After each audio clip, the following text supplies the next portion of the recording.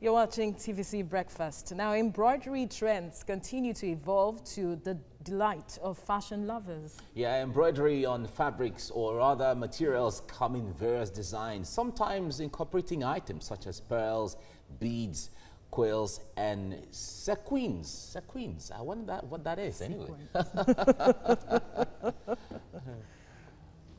Embroidery is the art of decorating fabrics with intricate designs. Some of the basic techniques or stitches of the earliest embroidery are chain stitch, buttonhole, blanket stitch, running stitch, satin stitch, and cross stitch.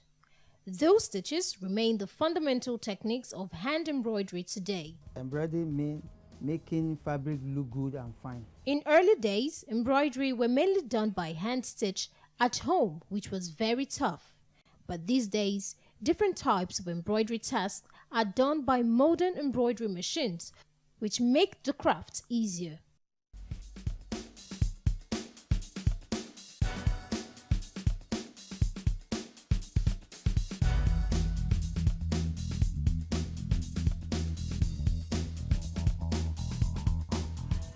This now is phonics.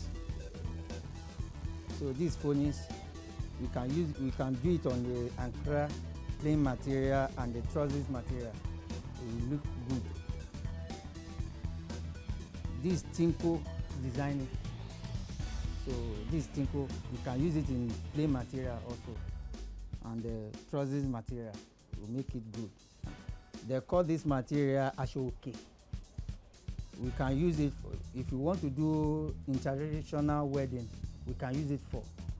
So this cap embroidery.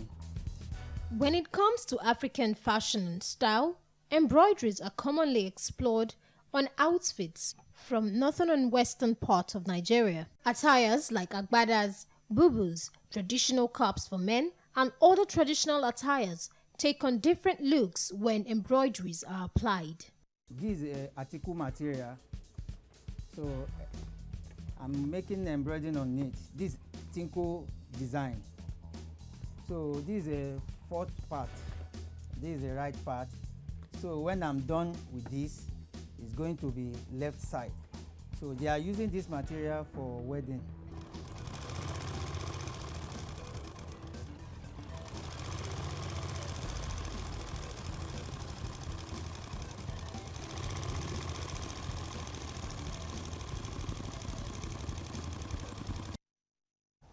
Okay, joining me now is Creative Director at Hackwatis, Faith Hackett. Welcome. Thank Faith. you very much. Good morning. I'm sure I got that Hackwatis, right? Yes, Hackwatis. Yes, correctly.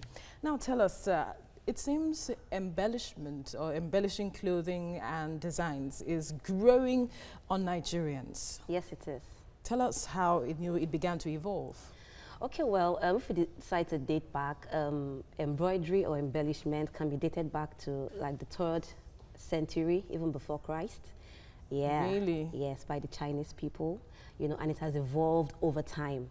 Though what we had then was just basic threading on fabrics, but now we have the beading, stoning, like we have on your clothing. Exactly. And then we have the use of threads as well. Yes, we do. What does the material determine the type of embellishment you use on the clothes? Definitely it does. Really? Yeah, when you're using plain fabrics, you can play around colors when it has to do with the embellishment.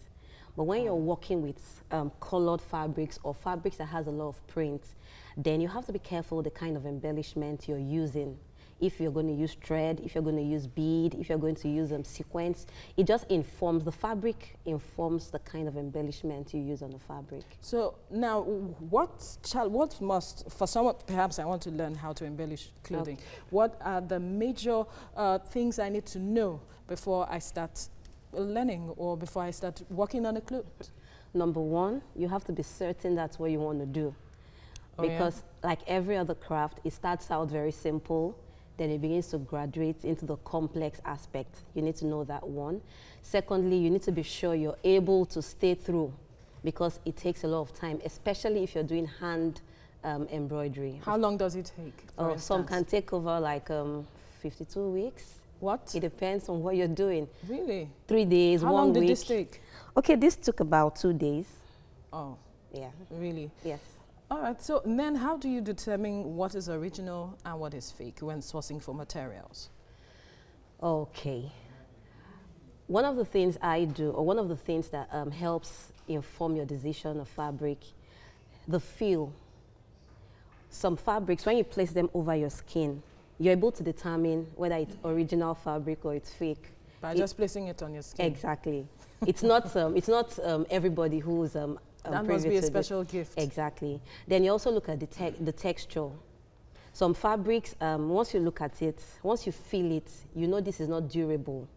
You know, so there are a lot of tech. There's no one way to discover or to know a fabric that is original, but it takes time and training.